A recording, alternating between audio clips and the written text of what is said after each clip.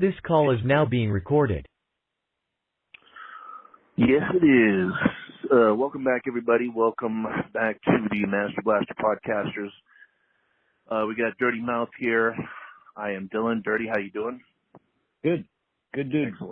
Excellent. So, little change in format for everybody out there. We've done a lot of political episodes, and it still is what it is. There's wars raging. Donald Trump is Donald Trump. So rather than beat a dead horse, we're going to move on to some different subjects here. We are finally going to record a music episode. And what we have today is sort of a battle of the bands of two of our favorites. Well, two of our favorites and two of a lot of people's favorites. If you talk about 80s metal, we've got Ozzy versus Iron Maiden. And what we're going to do is we're going to go through their albums one by one, starting out in 1980. They do kind of sync up quite a bit as we go through their discography here. We'll talk about the albums and basically give a judgment, which one we like better, Ozzy versus Iron Maiden. But at the end, we'll give our favorite of the two. We know that a lot of people out there have some strong opinions. Hopefully our listeners do. Our listeners are all over the place as far as the topics that they like us to discuss. So we're going to start out in 1980 with both of their first albums. Let me see. Let me get my Wikipedia going. And first of all, let me say this. Ozzy's got a little bit of an advantage over Iron Maiden, certainly in the beginning, because he was in one of the greatest bands of the 1970s. So he had a head start. He had connections. He had a production team behind him, the Don Arden production team with his daughter, who was Sharon Arden, turned out to be Sharon Osbourne, who we know helped catapult him back to the top and really sacrificed a lot of things along the way as far as some relationships and probably her own reputation took a big hit. We're going to talk about I'm going to talk a lot about, certainly about Sharon, how I feel her business practices were, how she treated the band members that I think don't get enough credit through the years. And then Iron Maiden is Iron Maiden. We're talking about Steve Harris. We're talking about lots of shifting band members through the years that eventually make them what they were by Number of the Beast in 1982 and Peace of Mind in 1983. But we'll go over every album up until, we're going to run out of time. We'll probably do up until maybe the early 90s with both of these guys, and maybe talk about a few things after that. But the bulk of this material is going to be the albums between 1980 and 1992, which you could say certainly is the glory time for heavy metal. So hey, where do you want to start with this? You want to start Ozzy or Iron Maiden for their first albums? Oh, you start with Ozzy. I just want to add, we're talking about Black Sabbath. I consider them I think they started the whole genre of heavy metal. So he's got Ozzy has the advantage because he's in the band that basically established, the genre. But Maiden, they took it to the next level and inspired thrash metal and death metal and all that. But yeah. Yeah, I hear you. Ozzy is the godfather of heavy metal. Right. When I listened to Iron Maiden, we'll go further into this, I certainly heard Slayer in there. I heard Megadeth in there. Tons of other European metal bands too. So they are certainly pioneers of the genre. So to start out, let's go to Blizzard of Oz by Ozzy Osbourne. We're talking about 1980 here. Okay, what's big with this album to start is his beginning band. As we start out here, first thing he did is he went to L.A. instead of England to recruit his guitar player. We'll go through the rest of the members here as far as where he got them, but he tried out a number of musicians both in 1980 and 1983 to fill the guitar position. George Lynch, actually, of Dokken, was a guy that tried out for both. Yeah, he tried out for both of those, the slot for both of those years. In 1983, he actually did beat out Jakey Lee some weird blurb happened, and he actually went to Jakey Lee instead of George Lynch. But he actually, somehow he got in contact with Dana Strum, who became sort of a talent coordinator for him to try out a bunch of guitar players, and he went to LA to try them out. And we know that Randy Rhoads won, who was in Quiet Riot. So Randy Rhoads is a guitar player. He's got Bob Daisley. As soon as he went back to England, he happened to run into a guy named Bob Daisley, who had been in Rainbow with Richie Blackmore. He joined as the bass player. Lee Kerslake was from Uriah Heep. He is the drummer. So both of those guys are older British guys that have established careers behind them in some pretty major bands. So you got this young 22-year-old kid, Randy Rhoads, playing with a group of, well-versed guys who've been in the music industry for a lot of years.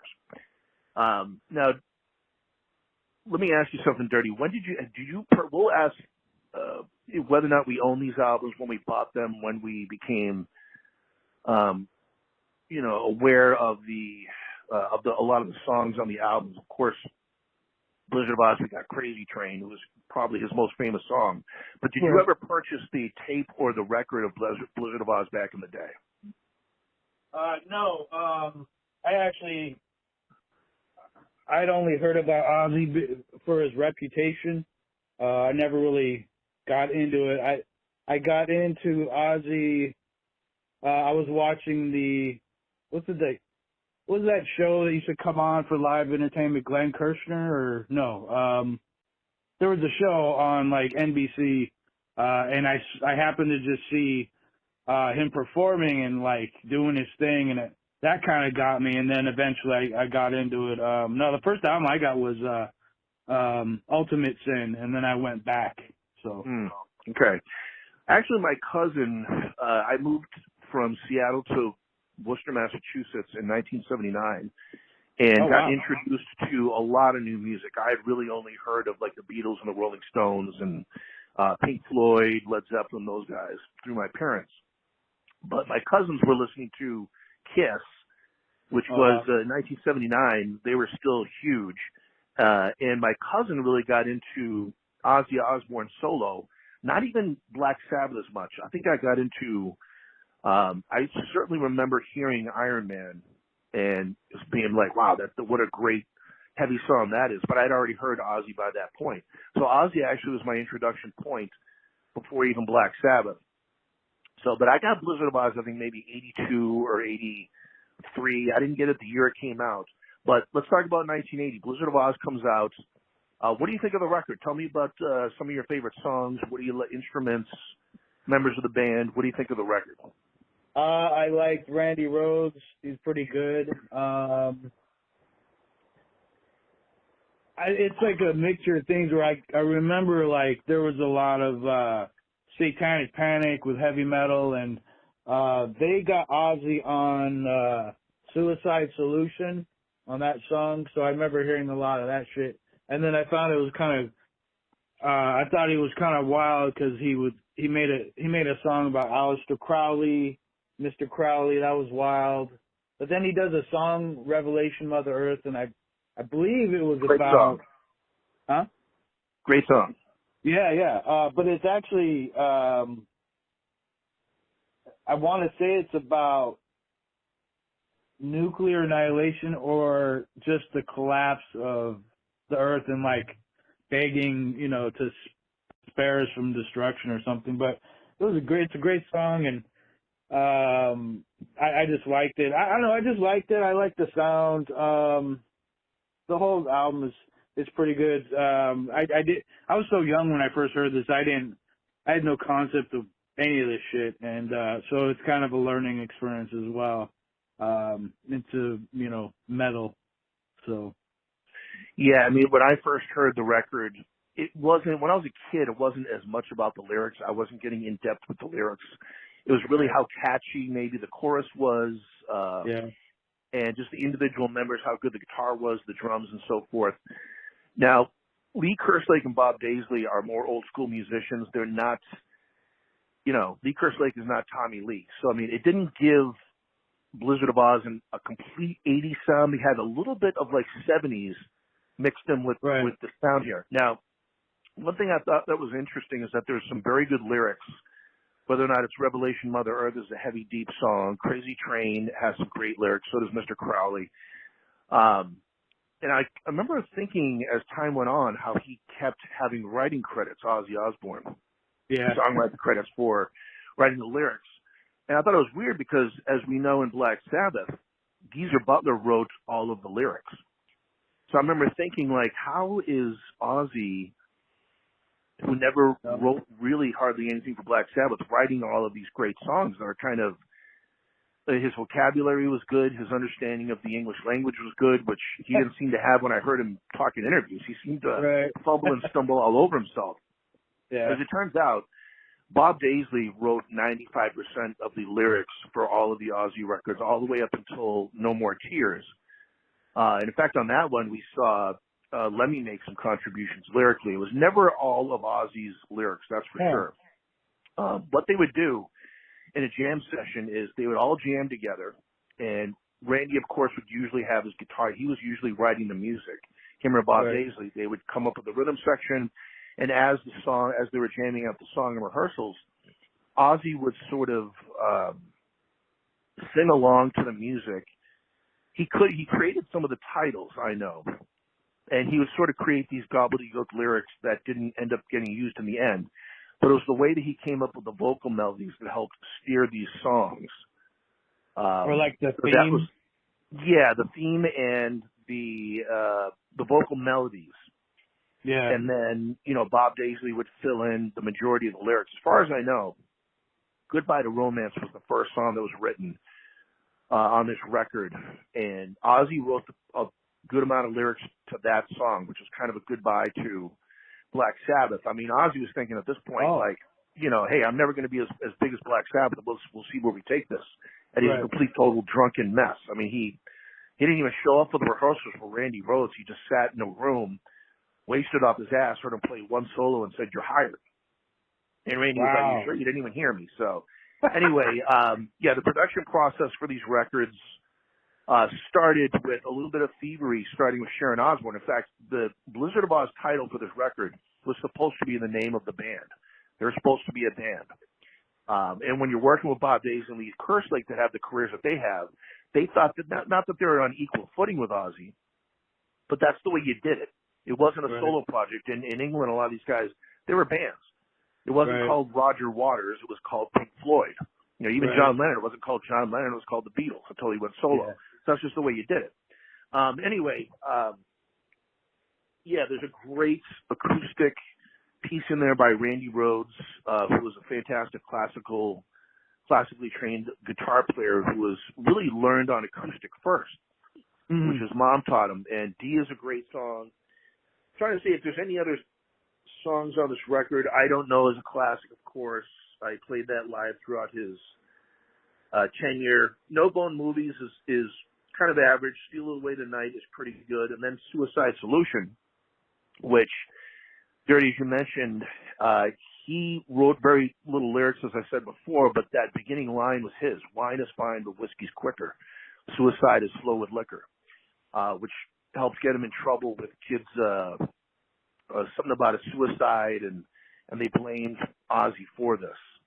Right. All right, so I think we both have a pretty positive review of Blizzard of Oz, the first record in Ozzy's collection. What do you think? Yeah, I think it's pretty good, and I like it.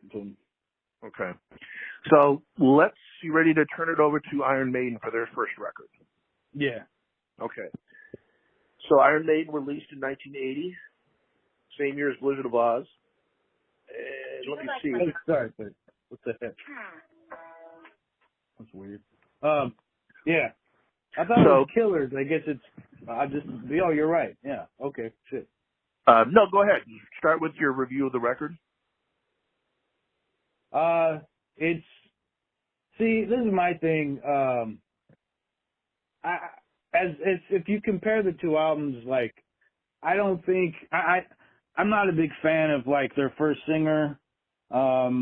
He's decent, but I don't think he goes. I don't think he gels with the band's sound. They were, I was listening to it again, and I just don't feel it, and I've always kind of felt that way.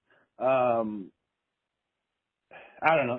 It's okay. It's just I like Bruce Dickinson better, but like their sound is definitely you can hear their influence. You can tell they have a new sound compared to most bands, especially metal bands. They came out the gate like I don't know. I dubbed it kind of like the horse galloping style of the they came out with that, and I think that's what gave them their notoriety, is just that solid rhythm, and you feel like you're at sea or you're in the middle of the desert and you're riding a horse and you're like ready for adventure. Like they're like the most swashbuckling heavy metal band ever. Just great. I love it. It's a good term, swashbuckling. Yeah. Well, yeah, it's an amateur. It totally sounds like a garage record to me. This is a far cry from what they would end up recording years later. Paul Di'Anno, I agree, he's no Bruce Dickinson. In fact, but not only that, but they had a guitar player, Dennis Stratton, which I prefer Dave Murray and Adrian Smith. Yeah. Big time over this guy. They'd eventually replace the drummer too. The first record is really, I look at Iron Maiden as a prog metal band. Musically, they were more sophisticated than a lot of other bands. Technically, they were more sophisticated. Steve Harris is the leader. He's doing a lot of this like sort of giddy up, like din din din din din din din, as you're talking about with the riffs, which eventually Adrian Smith comes in, Bruce Dickinson, they become major songwriters, and which was great about that is it counteracts Steve Harrison's giddy up riffs and his eventual prog metal 10, 12-minute songs that he's doing around in the recordings. If I could point out one track, I know that some bands were huge fans of this record. And Dirty, this first Iron Maiden album is rudimentary as it was, got to number 4 in the UK charts. Yeah. Wizard of Oz only got to number 7. They were killing it in the United Kingdom. And this is one thing that's weird. There's a huge push for Iron Maiden to get into the Rock and Roll Hall of Fame. In fact, Gene Simmons said it was disgusting that they're not in. A Rock and Roll Hall of Fame should be ashamed of themselves. Iron Maiden is huge, much bigger in England and Europe than they are in America. Oh, yeah. Ozzy is biggest in America. So here we think Ozzy is bigger. But really, if we're going to track this, I'm going to go over the record sales and the certifications and chart where they fall in the charts. In England, Iron Maiden beats Ozzy pretty much every record. Right. Even though this first record, I really don't get it because it is the most garage-sounding record. Not that people would listen to it, but that without, I don't know how much promotion they did for it, but the fact that it shot right out of the gate and was a top 5 record in England to me is kind of astonishing, and it's a success story. But I don't think it's a very good record. I think that really the only song that I hear that gives me a glimpse of the future of Iron Maiden as far as where they're going is Transylvania. It's an instrumental track. It's the first track on the second side. A lot of Maiden fans will point to Genghis Khan as their best instrumental. I think Transylvania kicks ass. It's sophisticated. It's some great riffs. It's fast. It's heavy. But the reason why I'm saying that this first record isn't as good, partly because of the material, but they're playing on,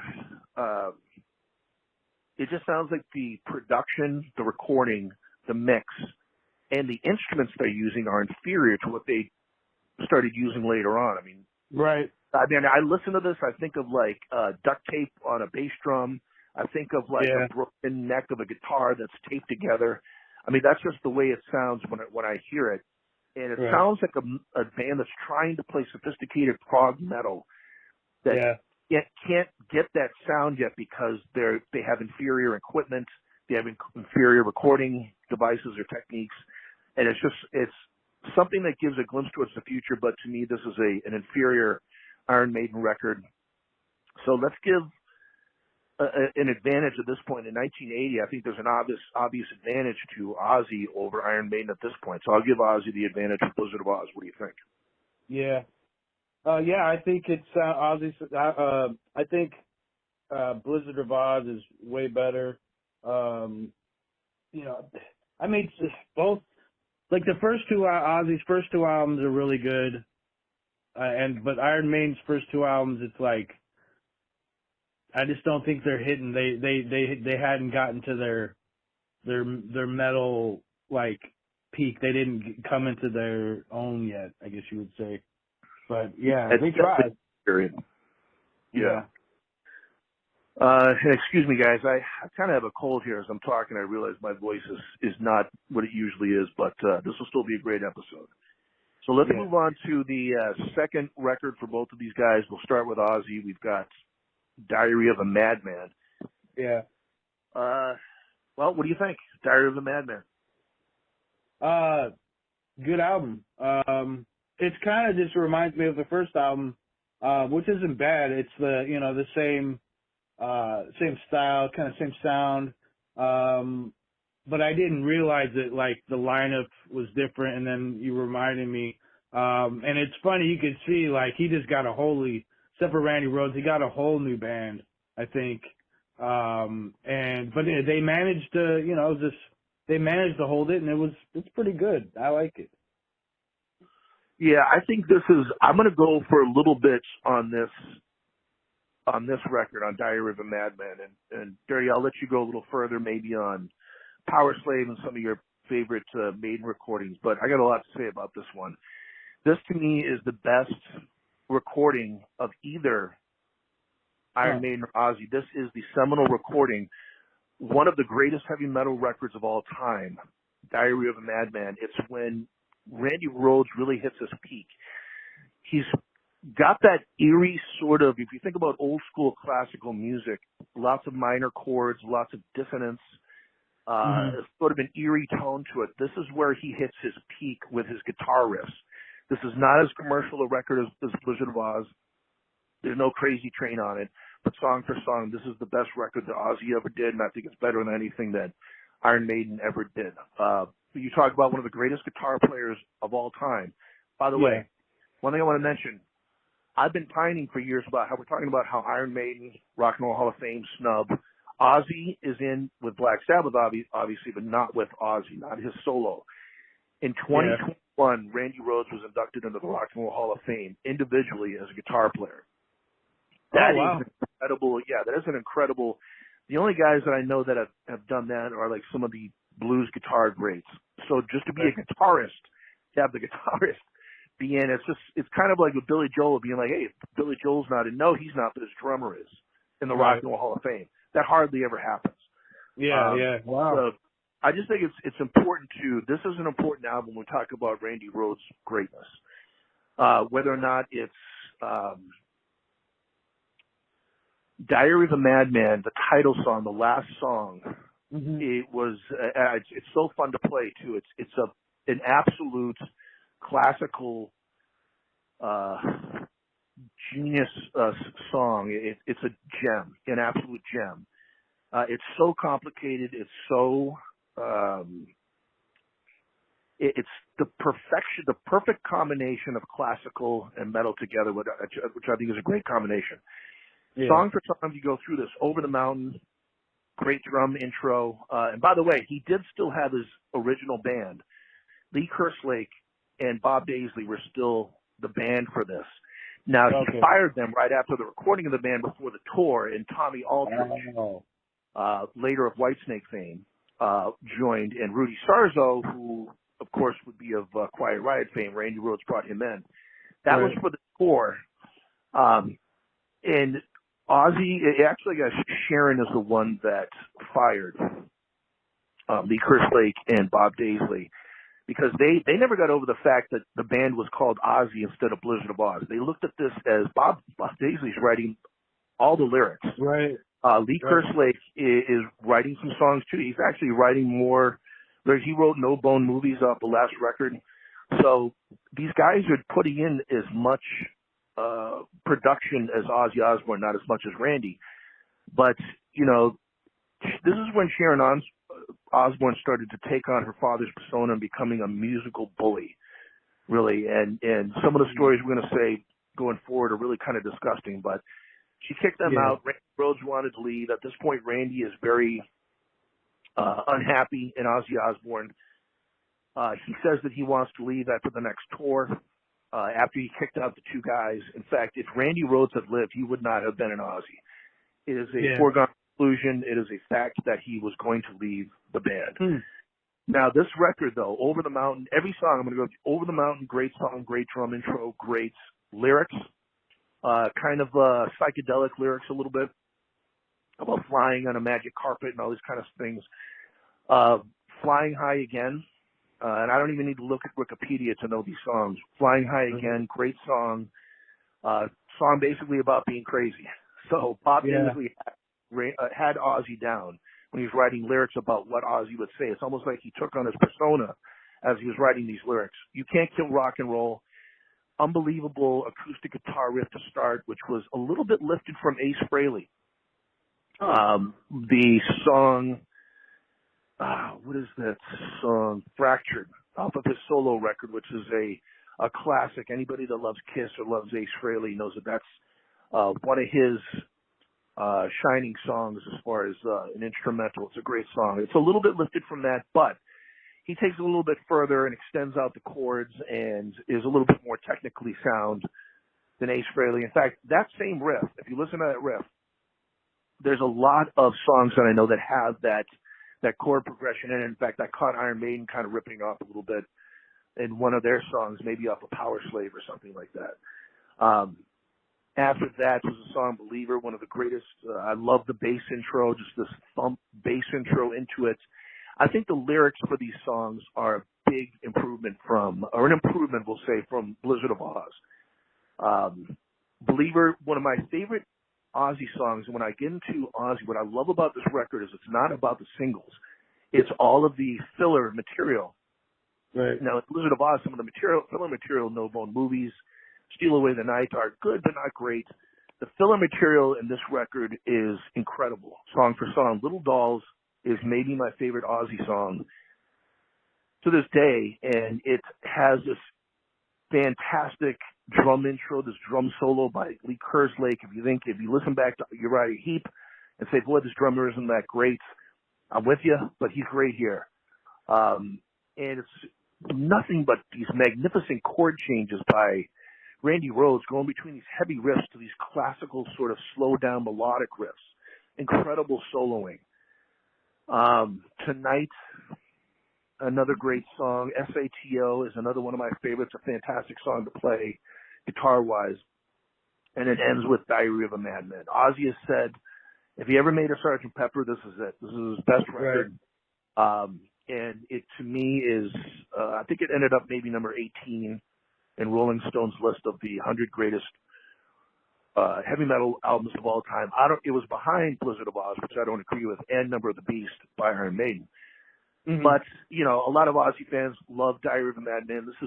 The irony is that he was never as much of a drunken, disgusting mess as he was during this period, during the recording, and during the tour. In fact, one other reason why Randy wanted to leave was that a lot of times Ozzy just wouldn't be able to play a show. He would play a show, he would party afterwards. The next show, he just couldn't do it because he was down and out, and they canceled maybe half the dates on the tour. So, that's just basically who he is, which is he's an absolute. I understand he needed Sharon to get him back on track, but he is really a kind of a drunken mess. I think he's kind of lucky that he ended up, number one, living, and number two, actually continuing music at all. But this is a masterpiece. Obviously, for me, I'm giving an advantage of Ozzy before I even get into Killers by Iron Maiden. So, anyway, right. Any last words about Diary of a Madman before we get into Iron Maiden? I agree. It's like a continuation for me. To me, I find them very similar. So, like I said, it's just a continuation. It's like a part two.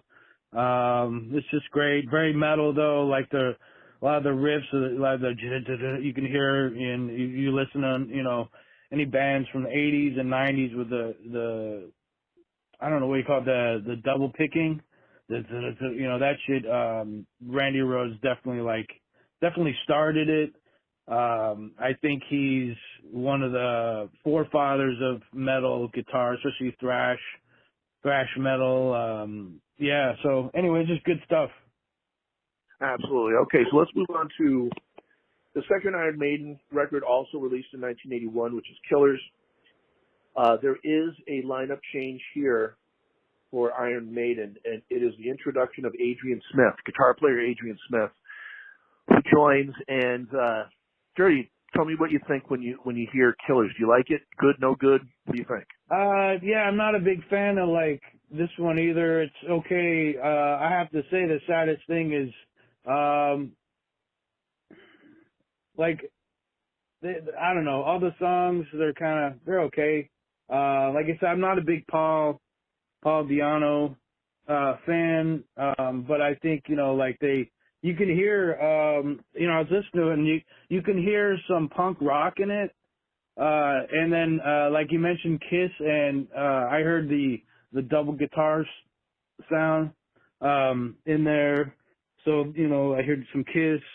The album cover, I hate to say it, is like my favorite part of the album. One of my favorite album covers and album art ever. But yeah, it's okay. It's not, like I said, it's not one of my favorites, but it's okay. Yeah, that's a great point about the album cover. I think at this time, I mean, I don't know, 7 when this came out. I probably didn't know about Iron Maiden until more like Peace of Mind, period. But right. One thing that was heavy about the fans of Iron Maiden is I used to see lots of back patches on jackets or on bags or sleeves. It was always the Eddie, you know, visual. That's their logo, or their centerpiece for their art. Fantastic. I mean, I agree. Killers, what a great album cover. I think of, as far as a reputation preceding them, just seeing Iron Maiden and the picture of Eddie, kind of right away, you can tell what kind of band this is. You know, it definitely is a precursor to what their sound is going to be. I can hear an improvement between the two albums, between the first one and the second one. It's not at Number of the Beast territory for sure, but it's definitely an improvement over the first one. I can hear improvements in the guitar playing. I think the double guitars definitely get better in this record. Right away, in fact, the first couple of songs, Eye of the March, Wrathchild, Murders in the Rue Morgue, right there, those songs are not the greatest Iron Maiden songs, but certainly an improvement over Running Free and songs off the first album. I guess that's pretty much it. I do like Genghis Khan, but they're going in the right direction here. They're improving. They're getting better. And this album definitely, if I was listening to Iron Maiden at the time, I would say, okay, let's see what their next album is like if they're getting better here. So I don't have too much more to say about this record. We'll have more to talk about with Iron Maiden going into their bigger records, but you know, I definitely give the advantage to Ozzy with Diary of a Madman versus Killers. What do you think? Oh yeah. Okay. I can listen to both albums. I can listen to more of the albums than the Iron Maiden ones. It's kind of hit or miss. So. Gotcha. Okay. So let's move on to the next record from Ozzy, which is a live record. It's a different record. It's not a studio LP of new material. In fact, the band hated the fact that the next record, which is Speak of the Devil, with Ozzy with this classic cover, him spitting up like strawberry jelly or something like that, making it look like Guff with the fangs, and he's sitting on a throne. This, of course, is after Randy Rhoads died, which was in March of 1982. He died in a plane crash. No more Randy Rhoads, unfortunately. There was another tryout, of course, of guitar players. Brad Gillis, actually, of Night Ranger fame, is the one who plays guitar in this record. It's all Black Sabbath covers. That's all covers. It's all Black Sabbath songs. They don't have to be covers. It's You know, it's his music, it's Ozzy's music, but he was getting kind of petty at this point because there's a competition, of course. Dirty, you know, Dio joined Black Sabbath. There's really no competition between Black Sabbath and Ozzy except for the Dio years. So Dio joins Black Sabbath. They're doing really well, continuing with him. The first two records. In 1982, they released Live Evil. Black Sabbath did. Classic. So Ozzy heard this. He's like, oh, I've got to release a live album because I know it'll outsell theirs because he's selling a little bit better than Black Sabbath at this point. It's close, but he kind of takes the cigar as far as in America records sold. In England, the Black Sabbath record sold better, Live Evil. In America, Speak of the Devil went to number 14 on the charts and sold 2 million records. So a platinum album. And you know what Ozzy did? He basically, the whole band went to the Ritz. They performed at the Ritz. He was so drunk and out of his mind, he didn't go to any of the rehearsals. He didn't rehearse with a brand new band. This is Rudy Sarzo. I mean, Rudy Sarzo and Tommy Aldridge were on the tour for Diary of a Madman. They hadn't jammed out any Black Sabbath songs at all. Brand new guitar player. So what does he do? He doesn't go to any of the rehearsals. He doesn't go to any practices, and they just do it live at the Ritz. And they had to do, I guess, some post-recording changes to some of the songs. And he was so out of his mind, drunk and whatever else he was on, that he had to have a stand with a light in front of him so that he could read the lyrics as he's singing them because he forgot a lot of the Sabbath lyrics. Coincidentally, which he didn't write, of course. Coincidentally, he didn't write these lyrics. Maybe he would have remembered them if he wrote them, but he didn't. So anyway, Speak of the Devil, I did get the record. It is good. I do like it. It is, you know, Brad Gillis is outrageous. I mean, that dude is, I know Night Ranger is kind of a cheesy 80s, you know, I wouldn't even call them hard rock. They're just kind of a rock band. With some good songs, but man, Brad Gillis is out of this world. And the solos. Go ahead. He's pretty metal. He's pretty metal on that album. I remember I got that album, and I didn't know at the time those were like Sabbath songs. I didn't quite get into Sabbath yet. But yeah, it's nothing compared to Live Evil. It's funny because I got into Black Sabbath because I bought Live Evil first. I had heard Paranoid, but I bought Live Evil and I got into that first. And I thought Dio was way scarier and more, you know, just a better singer and like performer.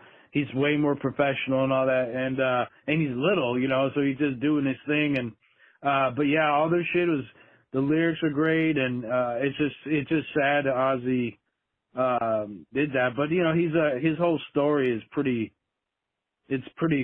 sad, you know. But yeah.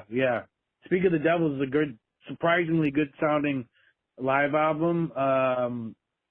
What's the Never Say Die, I think, is on it, and but yeah, it's just and I noticed that's kind of a cliche thing that Ozzy does is, or maybe it's a lot of bands with the like live albums, and I don't know, I'm not a big fan of live albums unless they do something like totally different. But yeah, a good album, good guitar. Ozzy's just lucky. I think he's one of the luckiest people in the history of rock and roll. Like, insane. I totally agree. I mean, as far as I do think he's a great singer. I do think his voice is great. I think his melodies are great. One of the best singers in heavy metal. But you know what's another he really is disgusting. I mean, he's lucky to be alive. And boy, did Sharon squeeze every bit of juice that she could out of any Black Sabbath connection, out of any of the musicians that he worked with. It gets worse, but another disgusting thing is what he did. He was such an alcoholic at Speak of the Devil that he couldn't go through the whole concert without people bringing him drinks. What he had is he had this guy that would bring him drinks up to the stage there, and it was a little a dwarf. It was actually a dwarf that was running and giving him drinks. Are you and of course, what does he name the dwarf? Ronnie. Wow. In front of Ronnie James Dio. He's made all kinds of comments about with Dio and Tony Iommi, and when they had Black Sabbath had the drummer who was Italian also. He called him three wops and a something. Wow. Like he really is a kind of a piece of crap. I don't know how else to say it. Sorry. He is. No, but, Ozzy is very lucky, and I mean, I was saving this shit for later, but I mean, so I saw this interview with Dio, and he's talking about how he had to stick up with one of his band members because Ozzy was talking shit, saying that he was gay, and saying it in a derogatory way, and Dio's like, right. I don't care if you're gay or whatever, but you don't sit there and talk shit. And like, if for Dio, he's like, he's this little guy, but he's like, I don't give a fuck, man. Fuck Ozzy. Like, and you know, because he knows he's better and he's got it more together. But it's like, you know, it's just, it's that, yeah. I mean, Ozzy's he's just gross. I mean, we can do a whole episode on him collecting Nazi shit and just the psychotic shit he did that you can see on his Behind the Musics, where, you know, he threatens the life of Sharon when he's all drunk after he fucks some groupie chick in Japan, I think, and like he's like I say, he's one of the most luckiest motherfuckers in music to carry on, aside from like, you know, Elvis, but yeah, It's just fucked up. Yeah, Dio, much more professional, a much more likable guy when you see him in interviews. I mean, and he stays above it too. I mean, he'll tell you what he thinks of Ozzy, but he's not going to call him names, and he's not going to belittle his ancestry or his heritage. Or he can stick to the facts and say, I think he's a drunken slob, or I think he's not. You know, he doesn't show up for every concert. He sticks to the facts rather than having to make fun of his body type or anything else like that. So, yeah, Dio, respectable. And you know the irony is, you know what's horrible? Dio died 15 years ago, and Ozzy is still kicking it. So, all right, so let's move on. He's got Parkinson's, but yeah, let's go on. Yeah, he's not exactly living well these days, but he is still around. So, speak of the devil, kind of a, I don't know. I guess comparatively, I'd probably give it a little bit of a thumbs down. But let's get into Iron Maiden, 1982. This is it. This is where the greatness starts. Dirty, lead us into Number the Beast. Classic. So this album was their controversial album because of the, 666, the number of the beast, the cover where it's like the devil and then Eddie, just satanic panic all over the place. They were lumped in with Judas Priest and Ozzy and AC/DC and, everybody. And, this is it though. This is like Bruce Dickinson's first album. And this is where I think this sets the standard for like quote unquote heavy metal. Big drums. Their stage show was fucking amazing.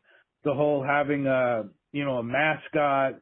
But aside from the visuals and all that, the music, just fucking classic. Also, Invaders is a good song, Children of Jams, but Run to the Hills is a fucking classic song, and they break it down where it's actually, they're talking about like some pretty deep material.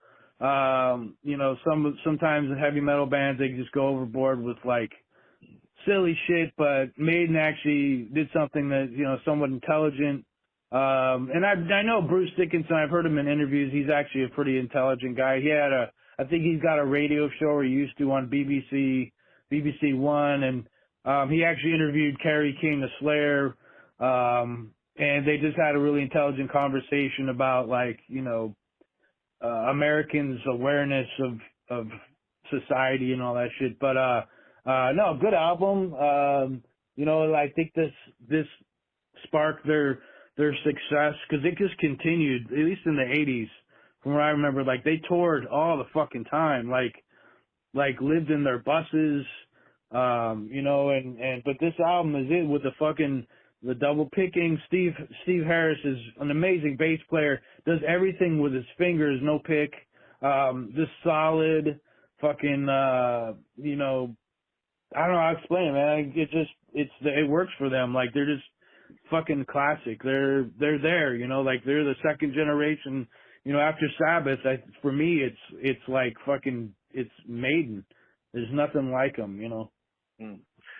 Definitely the way that Randy Rhoads is in the upper pantheon, and I think Jake Lee too, of guitar players. Steve Harris, if you talk about the greatest bass players, you could say of all time, no matter what the music genre is, but talk about hard rock metal. I mean, there's like Flea from the Chili Peppers, Geddy Lee from Rush. There's some other great slap bass players, or just very, very technically accomplished bass players. Steve Harris is it. I mean, as far as bass, he is way at the top. That's why the first record, it seemed like you had Steve Harris and everybody else. Right. Yeah, I mean, in the beginning of the band, it's like, I can understand why he started changing members in the band, because the beginning guys weren't up to his standards. They weren't up to his, they weren't on the same level as him. This is the first record that we see some songs to besides Steve Harris, who wrote everything. I mean, he wrote, I think, everything on the first two records except for a song or two that Paul Di'Anno wrote the lyrics, but he wrote Run to the Hills. But to highlight a few of the songs, like Adrian Smith had a great rapport with Adrian Dickinson as far as songwriting, and I said this before about how I love the counteraction of Adrian Smith and Bruce Dickinson versus Steve Harris. There's a big difference between the songs that these guys produce. Right. Harris gets into his prog metal stuff. Like I said, Run to the Hills is a short 3-minute song. He can also do that kind of stuff too, but it's a lot of like din din din din din din din. Adrian Smith is more of a classic. Love it. Adrian Smith is more of a classic heavy metal guitar player who had changed the sound through the years and really helped shape another portion of Iron Maiden's sound. And on this record, for Steve Harris, I mean, Children of the Damned, very good song. Number of the Beast, great classic guitar riff, great lyrics, great metal. It personifies metal. And the beginning howl by Bruce Dickinson in that song it can be compared with, say, like Won't Get Fooled Again by The Who, or just one of the greatest, just one of the greatest. Yeah. You can tell the difference right away with those two singers. You're like, okay, they're taking it to a new level with this guy singing versus the old guy, who wasn't bad. I don't think Paul Di'Anno was bad. I think he could sing, but I think Bruce Dickinson is much better. Right. He actually said that. I saw this VH1 like album, like they discussed each hit album, and with this album, Bruce Dickinson was just like, yeah, I'm way better than that guy, and I'm gonna bring it, and he did it. And usually I'm not a big person on egos, but he was right, man, and it changed the dynamic and made Iron Maiden who they are. It did. He is not humble. Bruce Dickinson is not humble. He has a reputation of being in fact, before we let go of the episode, we need to talk about a feud that erupted between Iron Maiden and Ozzy Osbourne at one of the Ozfests that we've talked about before. But yeah, Bruce Dickinson he has a reputation of being a big ego guy, and big. He's got a lot of confidence, but he, if you remember the Will Ferrell skit on SNL, the cowbell skit. Now, the producer of that was Blue Oyster Cult. They're portraying Blue Oyster Cult. The producer's name was Bruce Dickinson. That it was Christopher Walken comes in and says, I'm the Bruce Dickinson, and I'm just like everyone else, except when I put on my pants, I make gold records. So obviously, I mean, who knows the connection between Will Ferrell, who did write that skit, knowing that Bruce Dickinson was an egomaniac, but it got around. And eventually, him and Steve Harris would butt heads. But yeah, Number of the Beast. I don't know what else I can say about it. It's. I do think they even get better from here, though. I mean, I do think it can still improve. There's room for improvement. Clyde Burr is a good drummer. I like his playing on Run to the Hills, but he's too. As being now, Dirty and I have played music before. We played in bands before. I play drums, guitar, a little bit of bass, a little bit of piano. Clyde Burr is too heavy on the hi-hat for me. And not only on the hi-hat, but an open hi-hat. You can adjust your hi-hat for how much noise. Yeah. He's too noisy with his hi-hat. He doesn't do enough of the ride. the next guy, Nico McBrain, is going to be more of a ride ting ting ting guy, which makes less of a disturbance to the rest of the music. And I think Clive Burr, rest in peace, is a good drummer, but I think that he gets better on the next record. But okay, anything else to say before we move on to the next records? By the way, obviously, advantage to Iron Maiden with Number of the Beast versus Speak of the Devil. Dirty, what do you think?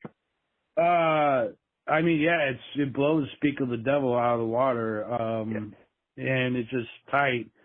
Speak of the Devil is just genuine. So yeah, Number of the Beast, way better. Absolutely. So that's the first advantage for Iron Maiden. Let's move on to, technically we're moving on by year. 1983 is the next year. So let me start with Ozzy. Let's go back to Ozzy 1983. Now, for Ozzy, Bark at the Moon, we're actually going to, with Ozzy, have to combine. Bark at the Moon came out at the end of 1983, so we're going to combine 1983, 1984 with Bark at the Moon. And obviously Maiden's going to have Maiden, my God. They go from Iron Maiden, Killers, Number of the Beast, Peace of Mind, Straight and Power Slave, 5 years, 5 albums. And we'll talk about how exhausted they were after the Power Slave tour, which was one of the biggest tours of the decade. Right. So Bark at the Moon, to start out for me with Bark at the Moon, I think that it's kind of a gloomy album, which is probably part of the what they're trying to do. I really like a lot of the material of this record. I hate the mix. It's like the synthesizers and the voice is out front, and the guitars and the rhythm section is behind all that stuff. The mix is absolutely horrible. Too much synthesizer in this record. Having said that, Bark is the introduction of Jakey Lee, of course, from Rat, who again beat out George Lynch and a few other guys. Oh, wow. For this coveted spot in Ozzy's band. Right. Disgusting thing, before I get into the songs, disgusting thing that Sharon Osbourne did. Jakey Lee comes in, he was a young kid, had not copyrighted any of his material. So he comes in late. He didn't know. No, he didn't know. He didn't have any representation. He was never with a band that used a lawyer. So he basically comes in. Now, Randy Rhoads had his mom who knew a lot about music, and she kind of represented him, and he copyrighted his music before he presented it to Ozzy. What Jakey Lee did is he went in there and laid down all the tracks, and Sharon said, "Here, sign up this is a band form. All the bandmates have to sign it." He goes, "What is it?" She goes, "Well, it just says that now that you've laid down your music and that it's not copyrighted, we own it." And he's like, "Well, what do you mean?" She's like, "Well, you either sign this or we fire you. We steal all of your music, and we have a different guitar player come in and just copy it. And then that guy will get the credit, and we'll go on tour with him." So Jakey Lee signed away all of his royalty rights for Bark at the Moon because of, I don't want to start calling Sharon a bunch of names, but this is the kind of it's as shady as it gets to take advantage of young musicians who are putting so much into and basically, this is another thing. He came back and got it copyrighted for The Ultimate Sin. So you know what they did?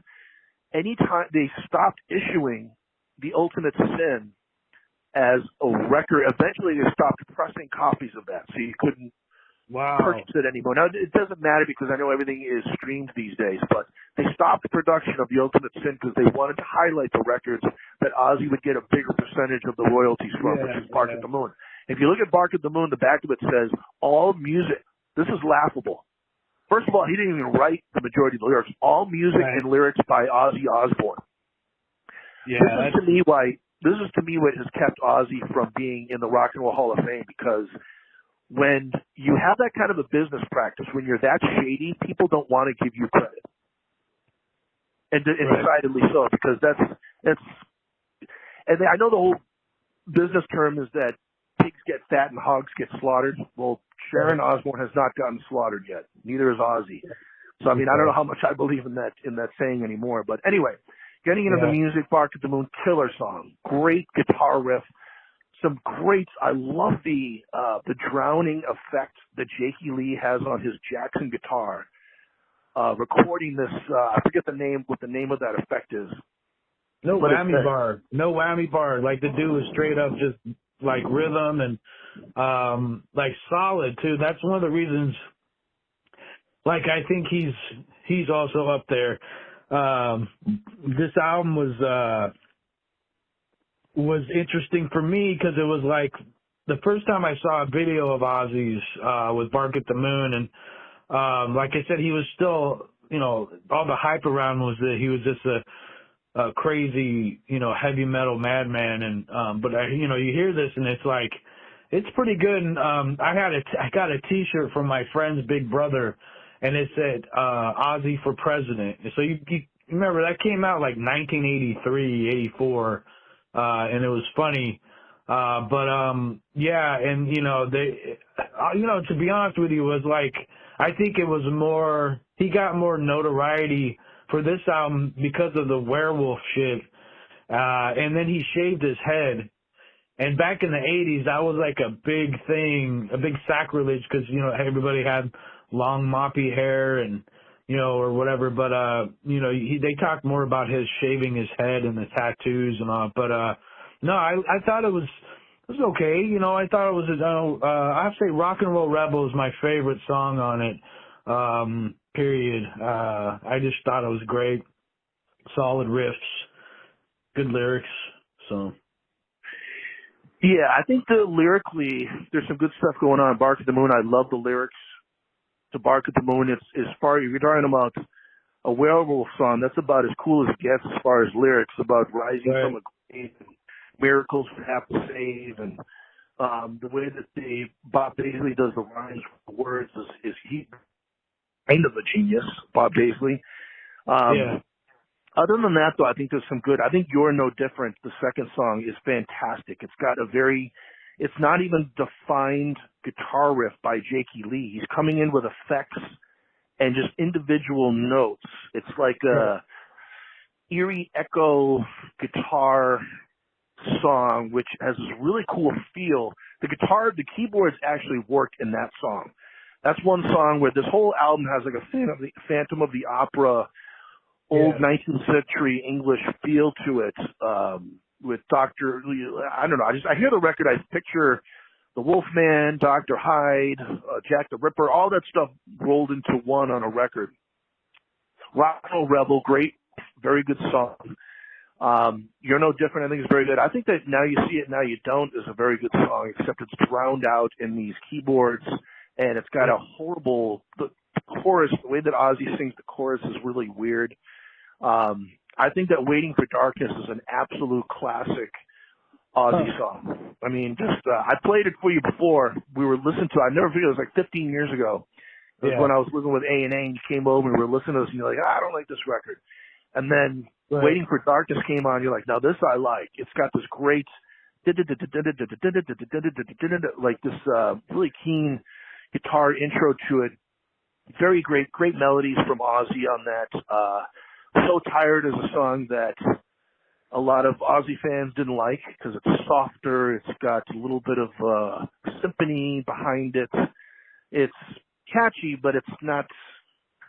I don't know. I wouldn't want to hear it live if I went to see Ozzy on this tour. That's not one of the songs I'd want to hear. I like Center of Eternity. I think that's a good kind of a weird like spacey. It's got like a Buck Rogers feel to it or something like that. Or it's hard to define. But all in all, this is a kind of a weird, dark record that could have been better based off of production values, but love the introduction of Jakey Lee. Also, Rudy Sarzo had left. Metal Health came out from Quiet Riot around this time. Tommy Aldridge did still play on the record as drums, even though it's credited to Carmine Appice. Carmine Appice came along just for the tour afterwards. Ozzy did this a lot. Like if somebody was with the recording of the album, which got him in trouble, they got sued a few times for this. If somebody came along for the album, he would credit the guy. Like if you left after the album before the tour, he would credit the guy that was on tour as playing on the record rather than the guy who actually played in the studio, which is fucking backwards. I mean, who does that? You know, it's I don't know if that's him or Sharon or whatever, but together they form a really, I think you say this, a real disgusting pair. All right, so anything else to say about Bark in the Moon before we move on to Iron Maiden? No, I think it's not one of my favorites. It's okay, but yeah, nah, that's it. Yeah, I remember seeing him on Solid Gold. Marilyn McCool introduced Ozzy Osbourne and sang Bark at the Moon on Solid Gold. That's another thing I remember about Wow. that record. I remember that shit. Wow. Yeah, all right, so let's go on to, in fact, let's do this. We got, like we said, Bark at the Moon encompasses basically 83, 84. Let's do two Iron Maiden albums back to back. Let's start with 1983. We got Peace of Mind. Yeah. Dirty, go ahead and start off. What do you think of Peace of Mind? Classic. It's like the notches, or it starts off solid. It just, like I said, it just goes further. It just, like I said, it's like more swashbuckling metal. They're full on like Where Eagles Dares, classic. Flight of Icarus. I always remember it because of the lyrics, and it was like my first learning about the story of Icarus. The other thing I love about Iron Maiden is you could tell whoever wrote the lyrics, or maybe all of them, they're fans of classic horror. They talk about war, but it's a different approach. But their shit is interesting, and you can look up, the different song titles and check it out and learn things, So no, it's a great album. Revelations is good. Flight of Icarus, like I said, is good. Die with Their Boots On, just classic. All of it. Still Life, Quest for Fire. I like them all, man. I just think it's a good album. It's just one of those, I grew up listening to it. It was like the first Maiden album I got into. Then, it was Number of the Beast after that. But this one is fucking classic. Everybody was rocking, wearing Iron Maiden shit. They were fucking huge. They started to blow up really big. I had a hat of, with the flaps in the back. Yeah, man, it's just like, it's one of the heydays of heavy metal in the 80s. It's just, it sets the tone and standard for what you're supposed to achieve as a band and your sound. They're just fucking limitless, just fucking going. Mm-hmm. Yeah, Peace of Mind, introduction of Nico McBrain. You can tell on the first song, Where Eagles Dare, he's doing that thing I was talking about where he's a little bit light on the hi-hat. He's doing more of the ride, and it really accentuates the music together, rather than having the hi-hat make so much, Can you, Dirty, with there's too much cymbals, if there's too much cymbals, if the drummer is using too much cymbals, it gets a little loud, it gets a little, I know production-wise it's probably harder to mix those together, but Nico McBrain here definitely sends Iron Maiden into a different stratosphere of technical ability, and he was a good point about they definitely are historians, whether it's Greek mythology or American history and Run to the Hills. I believe that's about American natives. Right, yeah. And, or whether it's about the pyramids or Egyptians, or they get into that a little bit more on the next record, Power Slave. Steve Harris is World War II, Genghis Khan, different worlds, different explorers, different conquerors. He's definitely a historian, and he definitely reads his material before he puts out his lyrics. On this record, this was the first record that I got or heard from Iron Maiden. I remember being in the car with my mom, and I heard Flight of Icarus on WAAF in Worcester, Massachusetts. A big radio station, not as good as our favorite KNAC, which is the king of all radio stations in my opinion. And Dirty, I know we've talked about that before, but this was my first introduction to Iron Maiden, Peace of Mind. I got the tape when this came out. And when it first came out, I was like, I listened to the first side and I never really listened to the second side quite as much, but it's got, this is when I was 9 years old. Now it's got your differences of music as far as I was saying before, Dickinson and Adrian Smith writing Flight of Icarus, Steve Harris writing Where Eagles Dare, and he also wrote The Trooper. I love Still Life is one of the rare ones written by Dave. Dave Murray usually writes one or two, at least one per record. and it usually has a different sound to it. I love the sound of Still Life. It's definitely different. It's got a little bit more of a dreamy sound to it, and definitely a difference in there. When you have a band like that that has multiple writers, it just enhances the overall sound rather than if this was all Steve Harris. Overall, with Peace of Mind, I think it's maybe not quite as good. I actually have sort of modified my opinions. I've been on this big, huge Iron Maiden kick the last couple of days, listening to them ad nauseum to the point where I don't want to hear Bruce Dickinson for a while after we do this episode.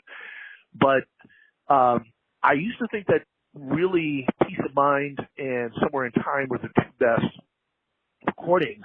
I've changed my mind a little bit on Peace of Mind in that I think Number of the Beast is a little bit better, and I think that Power Slave is a little bit better as well. They're all very, very good. So we're not talking about bad versus good. We're talking about really good versus really, really good.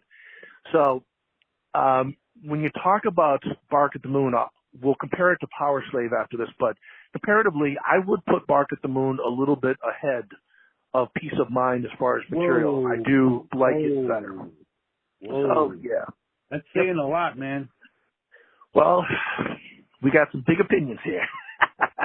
We are voicing some big opinions here. Hey, anybody out there, email us if you want. You want your opinion on this? We're happy to do polls. We can do a poll. We'll put the results of this. Who do you like more? Put in your opinion. Ozzy versus Iron Maiden. It's a big thing for, if this was back in the day, if this was 1985 when we were discussing this, there'd be fighting words.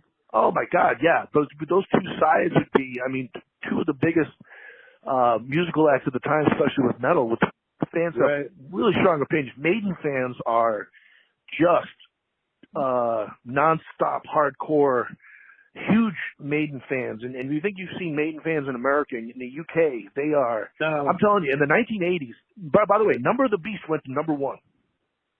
Ozzy technically has never had a number one record, I don't think in the UK or the US, but they've all sold millions. Ozzy sold millions in America, 2, 4, 5 million per record. But Number of the Beast went to number one, and Peace of Mind, I believe, went to number two. It is this whole long chart of Iron Maiden topping. I think they had 3 number ones within 10 years in England. They were huge. They were as big as any of the 80s UK artists, Duran Duran, Culture Club, all those bands that were, hell, you could put Madonna, any American act in there. In England, Iron Maiden was as big or bigger than all of them. They were huge in that decade in the UK. So before we go forward, how are we doing on time? Fine. Are we at like an hour though? We're at like an hour, right? I think so, yeah. Okay, so we might have to make this 2 parts because we're only halfway, maybe not even halfway done with this, and it's not going to be able to fit on YouTube if we do more than an hour and 15 minutes. We have to have this on YouTube. So let's do Power Slave. After that, can you do a second segment here? We'll try to go through it maybe quicker than the first one, but Dirty, do you have time to do a second segment before we leave today? Yeah, I think so. I got a thing at 3 my time, so. Oh, shit. Okay, well, it is 11 o'clock your time, right? Right.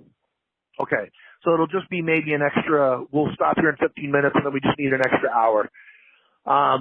And we'll go through as quickly as possible. All right, so let's go to Power Slave again. Bark at the Moon takes up 2 slots. Let's go to Power Slave, then we'll have to stop and do a part 2. We will release these together as one, but we're going to have to put them in two segments. Okay, Dirty, start off, man. What do you think of, I know what you think of Power Slave. Tell the people what you think of Power Slave. It's their best album ever, hands down. I totally got into it, just blew my mind. Great songs, memorable lyrics, great rhythm guitar, great drums, love the bass. They were on Friday night videos back in the day. I think it was in a NBC show. That was the highlight of a lot of kids. That was if you didn't have MTV, you'd watch Friday night videos. they were actually on Friday night videos. I believe with 2 minutes to midnight. They're discussed. It was like, for me, it was like an introduction to, it was the first time anything had really, grow up in America, and with World War II, you hear all about, the American troops, but Maiden were very proud British. They're very proud British dudes. And so, you have, I think it was, what's his name? Who was the guy that did the introduction that spoke? Winston Churchill. They had that.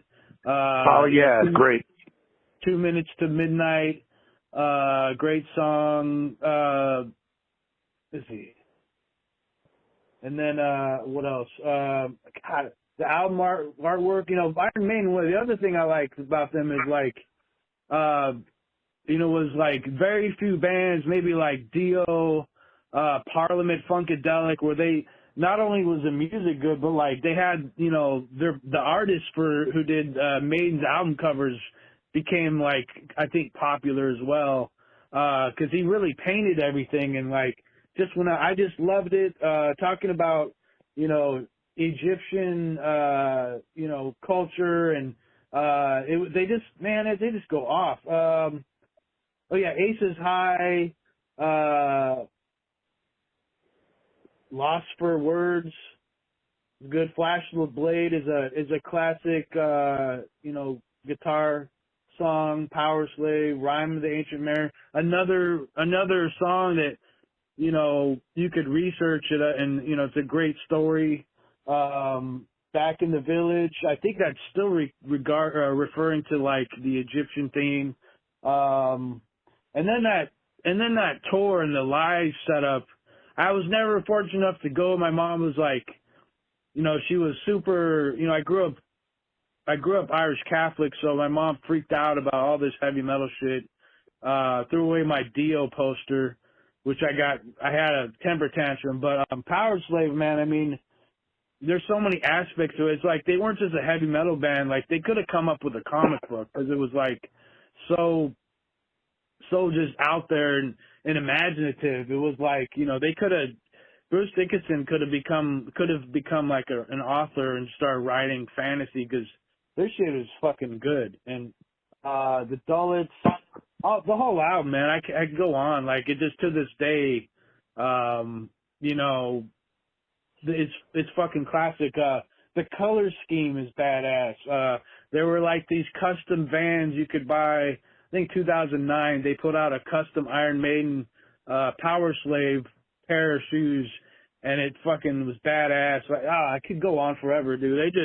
They're so good. Like, nothing like it. I know it had a big influence on metal too, like just in general, and that was such a big tour. And then you had the live album after that, which they got Live After Death. Fucking great artwork. I own the video, so I watched it all the time. And it was special to me because, like, they filmed it, I think, in Long Beach, and at the time I grew up in L.A., so Long Beach was like a hop, skip, and a turd from where I lived, and so it's like knowing, like, they were, like, in the vicinity, if you lived in L.A., and it was, like, fucking wild, man. Just classic, fucking classic, classic metal. This fucking the fucking, I don't know, this great. I can't put a lot of words to it, 'cause enough to describe it, but somehow when I was a kid, Power Slave escaped me. I didn't hear a lot of this to my friends. I don't remember any of my friends really that had this record. Obviously Iron Maiden, I didn't hear too much of them on the radio, which is, no. I mean, you didn't really hear a lot of Iron. They were never a big singles band or radio band, even though I did hear. That's how I bought Peace of Mind, because of Flight of Icarus. So I actually went through and listened to the whole record either yesterday or the day before. And yeah, I think this is a little bit of an improvement from Peace of Mind. I think it's a great record. I would put this one as an advantage, 1984 for Iron Maiden, because I do think that's a little bit better than Bark at the Moon. When you talk about, and I remember playing Vice City, listening to 2 Minutes to Midnight.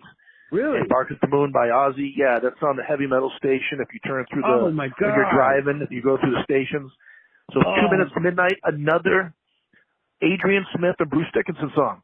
Bruce Dickinson is starting to write a few songs on his own too. He did write Revelations, Peace of Mind. He actually wrote, including the guitar riff, Flash of the Blade. The Flash of the Blade, really cool guitar riff, a cool song. He wrote the whole thing himself. Steve Harris wrote Aces High. The Duelists is good. Lost Words good. Instrumental. I think, and Power Slave is very good too. I was so surprised. Like when I look at a record, this goes back to like the 70s, because when you, not only for the album art, because it's in the 70s, you had some whacked out album art was such a huge thing because an album was big. Once it gets down to tape, people, it seems like in the 80s didn't pay as much attention to it, but Iron Maiden did. The other thing is these big, long, 12, 13 minutes, I'm used to listening to Allman Brothers for that. Oh, yeah, big, long 15-minute jams and stuff like that.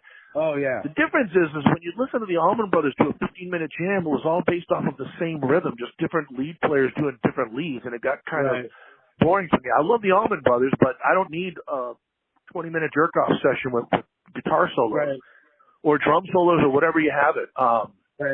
But Rhyme of the Ancient Mariner, I set out to, when this started, I'm like, God damn, this is 13 minutes and 45 seconds. Right. And I remember listening to it, and when it ended, I'm like, what, it's over now? Like, I was unhappy that I'm like, I wanted more. There's so many time changes in that, so many different riffs. And that's all Steve Harris. The guy is so prolific with his output. I mean, year after year.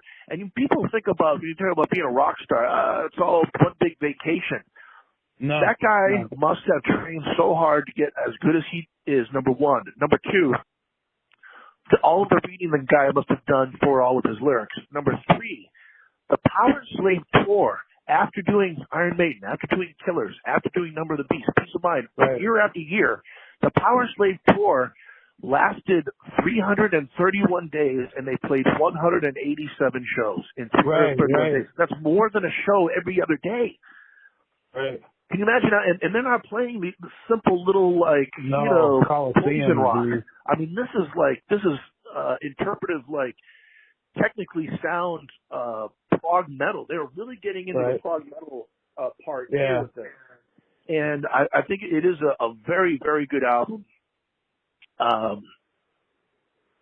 think that's about all I have to say about it. But this is the middle of their heyday, and and to me, I think we'll argue about this on the next one. It still gets better. I think it still gets better from here. But we are at an hour and 15 minutes, so we're gonna have to start. We're gonna have to stop here, restart, and finish this segment because we've got more to go over here. Again, we will release both of these parts as one. They'll just be in separate episodes, but we'll release them together. Anyway, Dirty, please give me a call back. We'll finish this up, okay? All right. Excellent. Okay.